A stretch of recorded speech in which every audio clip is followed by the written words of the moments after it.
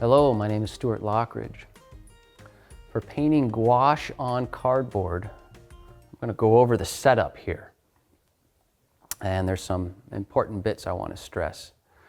And this is keeping in line with the whole idea that this is a low-stress creative process. I mean, first you're working on cardboard, which is a non-archival material. Perhaps rummaging around the trash can and found some cardboard you want to work on, and you maybe even have some dings in it. That's okay. I like the dings in there. If there's a hole or something, don't worry about that. So just trying to stress that low stress creative process. So here on the table, first we need a palette. Well, what do we use for a palette? What do I like to use for a palette? Well, you can go to the thrift store and buy that $2 piece of art that has glass in it. You need a large piece of glass. A large piece of glass. Preferably 12 by 16 inches or larger.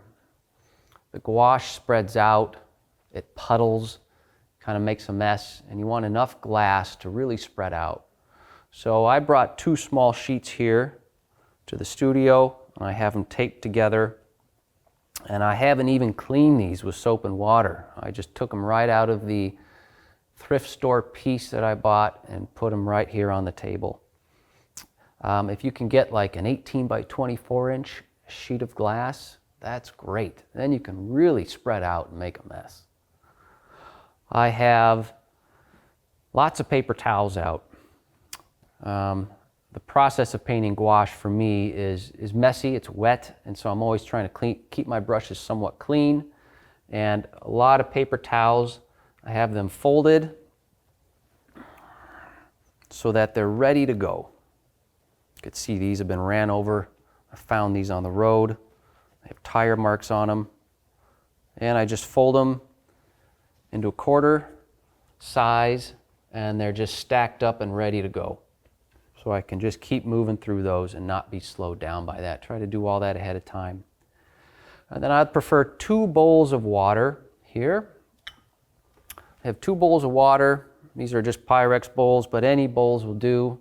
Cheap mixing bowls, big jars, whatever it is. But I prefer 2 bowls of water so that I have a clean bowl to pull from and then a bowl for cleaning the brushes. For brushes, I have 2 jars here of brushes, and it really, it's important to have essentially 3 brushes. A big scrubber, a medium brush for some tighter application, and then a smaller brush for more exacting application.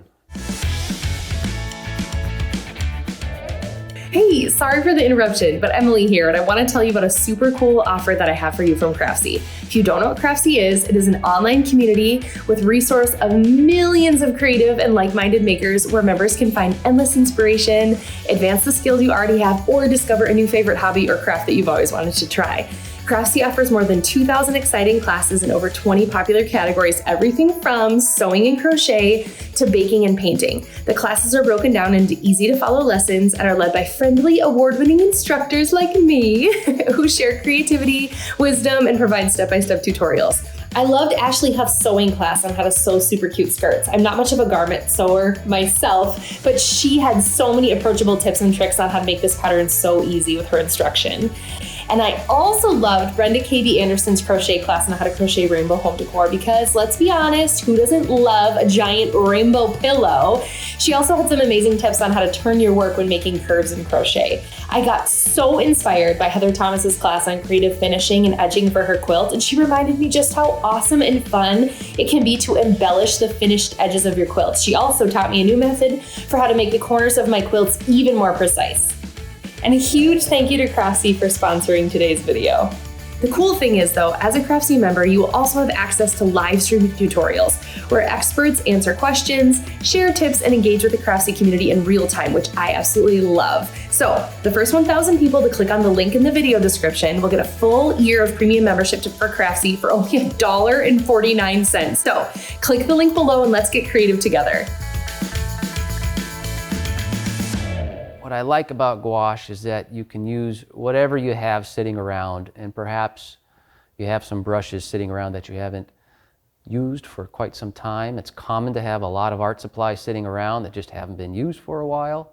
Well, this is a great way to use up some of those brushes, and even the ones that you might be afraid to throw away, that you think, oh, this is just so frazzled, and the bristles are spread out. That's a fun brush to use in this process. It invites perhaps some exploration of the paint handling that you might not do otherwise in acrylic or oil painting or more fine-tuned painting. So I have a variety of brushes. Again, it's not really important, but this is the scrubber. You can see it's been used quite a bit. It's stained. This is a good starting brush. Then we have some medium brushes here.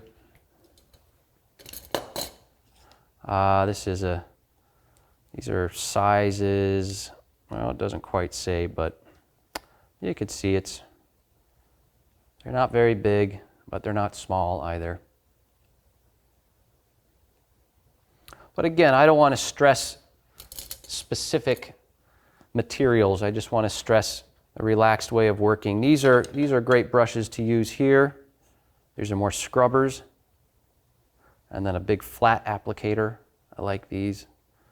Even the dollar brushes from the hardware store. Those are great brushes to use.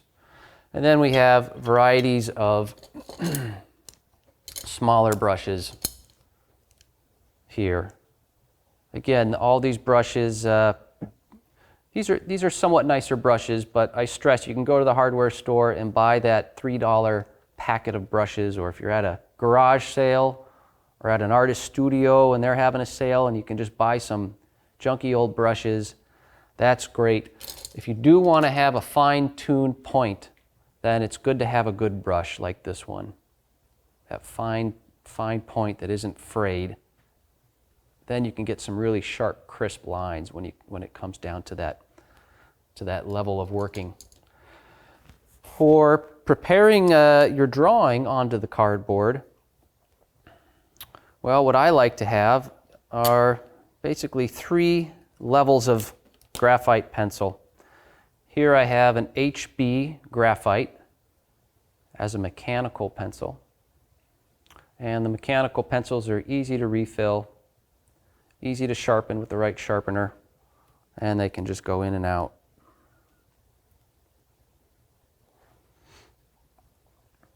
I have a 5B.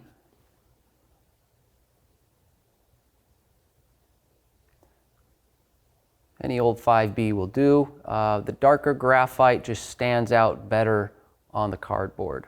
The HB is for starting the sketch, starting light, and then I work up to the 5B, and it's stumped. I don't really worry about sharpening too much. And then when I'm really ready for the accent lines, I go to a charcoal pencil. And this is an HB charcoal pencil. You can go to a 2B charcoal pencil or whatever, darker is fine, but this is the dark lines that you really need to see and you need to have visible as you begin laying in the paint. Well, this charcoal pencil will hold onto the cardboard. For the most part, it'll hold as the paint's being applied on it.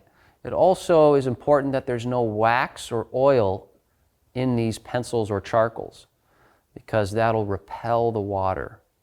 So keep that in mind when you're out there searching for pencils and finding stuff that works. It's just simple graphite pencils or a simple charcoal will do, but no wax and no oils in those pencils. Again, that'll repel the water.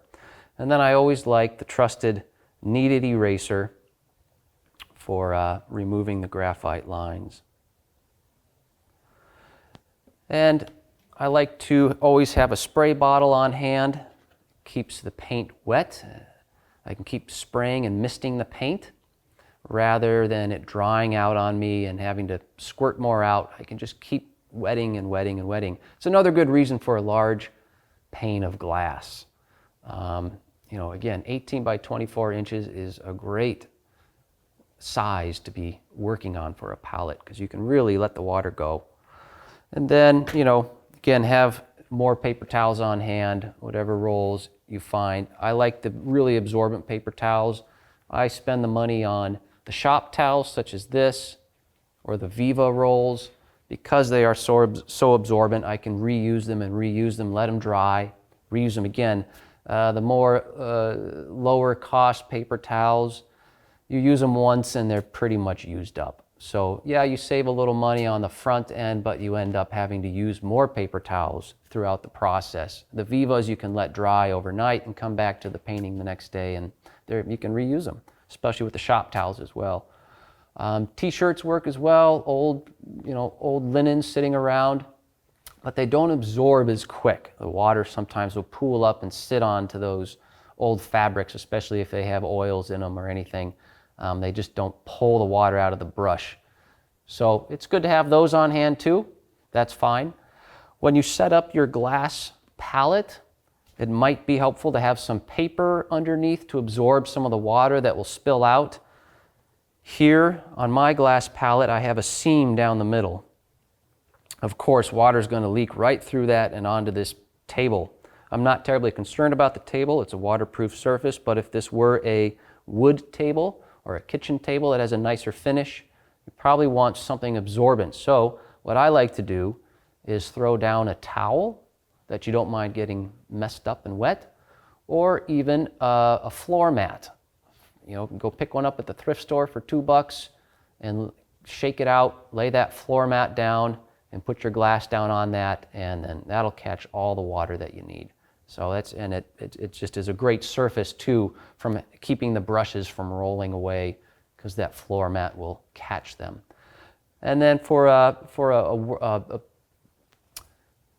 an easel or a tabletop, I just have my large easel here.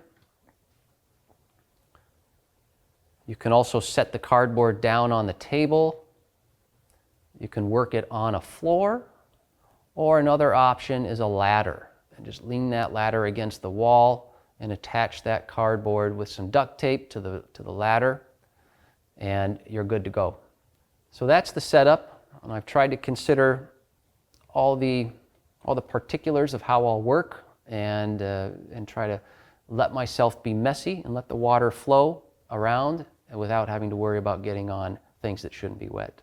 So, hope that gets you started.